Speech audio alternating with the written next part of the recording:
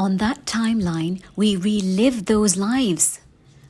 Did the prophets always have it easy? Was there always comfort and appreciation from their societies, their homes, their own children? No, not always. These were their tests, their tribulations.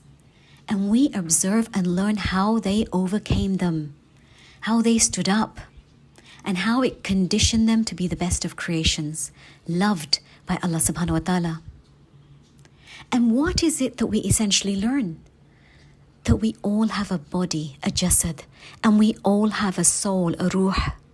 When the body falls, and this happens in life, sometimes you fall to the ground. And so what picks you up? What supports you? The ruh. When does that happen? When it is connected to Allah.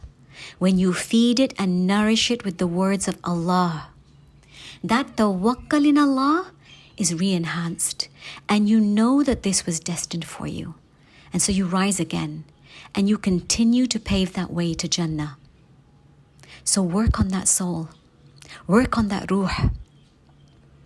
And Numan ibn Bashir reported, the Messenger of Allah sallallahu alaihi wasallam said, "Ala wa inna fil jasadi mudgha, idha salahat salaha al jasad kullahu, wa idha fasadat fasada al jasad kullahu, ala wa hiya al qalb."